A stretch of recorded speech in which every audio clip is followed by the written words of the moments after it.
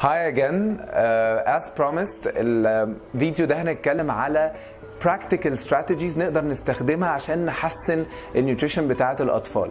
من ال common questions اللي بتجيلي في العيادة هي ايه البالانسد ميل؟ البالانسد ميل according لل USDA المفروض هي فيها 5 components.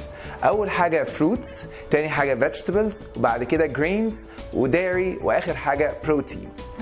الفروتس مفروض تبقى فريش ونحاول نقلل الفروت جوسز. لو هنشرب جوسز احسن نستخدم الفريش جوس. الفروتس ممكن تبقى كمان درايد مش بس فريش، بس مش كاند اللي هي بيبقى عليها سكر. تاني element هو الفيجيتابلز. الفيجيتابلز ممكن تبقى مشكله بالنسبه للاطفال، فلازم ان احنا نحاول نخليها colorful ونخلي الطفل هو اللي يختار الفيجيتابلز اللي عاجباه، مش احنا اللي انفورس عليه نوع معين. الفيجيتابلز برضو ممكن تبقى pureed، ممكن تبقى في صوره سالاد او را، ممكن تبقى ديب مع يوجرت، الاطفال بيحبوا يعملوا ديبينج، فدي الفيجيتابلز. ثالث حاجه عندنا الجرينز زي الرز، القمح، العيش، المكرونه. however احنا عايزين ننقي الحاجات اللي هو الجرين زي البليله، زي الاوتس، الشوفان، زي البراون رايس، الكينوا. الحاجات دي كلها فيها فايبرز وفيها فيتامينز اكتر من الحاجات الوايت. رابع حاجه عندنا الديري. الديري المفروض يبقى سكيمد او لو فات عشان هو بيبقى فيه برضو الكالسيوم، وفي نفس الوقت مش هيبقى فيه فاتس كتيره ممكن تؤدي الى اوفر ويت او اوبيسيتي. وكمان الجبن الفريش اللي هي زي اللبنه، زي الحلومي تشيز، زي الموتزاريلا، الحاجات اللي هي مش صفراء او معلبه. اخر حاجه عندنا هي البروتينز، ودي مهمه جدا فور ذا جروث بتاعه التشايلد، فلازم نانكلودد برضو في اليوم.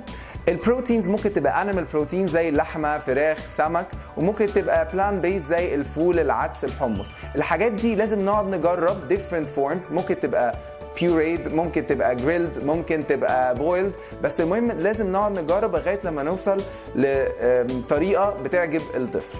مهم جدا لما نيجي نحدد البورشن والفريكونسي بتاعت الميل بتاعت الاطفال، اللي احنا نحاول نسمع الطفل ونشوف احتياجه هو حاسس بايه، مش نحاول احنا نانفورس عليه بورشن.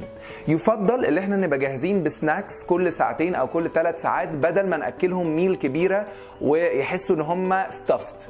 مش مفروض الطفل يكمل اكل لو هو قال اللي هو مش قادر، وفي نفس الوقت لو هو عاوز ياكل تاني وقال اللي هو جعان لازم نحترم رغبته ونجيب له اكل تاني.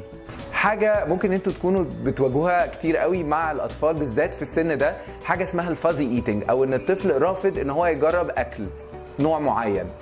ده عشان نتغلب عليه محتاجين اول حاجه نعمل repeated exposure، بمعنى ان انا اقعد اعرض الطفل لنفس الاكل لغايه ما يبقى familiar منه، لان الاطفال ما بتاكلش الاكل اللي هم ما بيعرفوهوش، فاحنا لو عرفناهم اكتر الاكل ده بان هنعرضهم ليه اكتر هياكلوه في الاخر. وعندنا scientific proof انه ممكن it takes up to 14 times لغايه لما الطفل يبدا يعجبه اكل. so don't give up.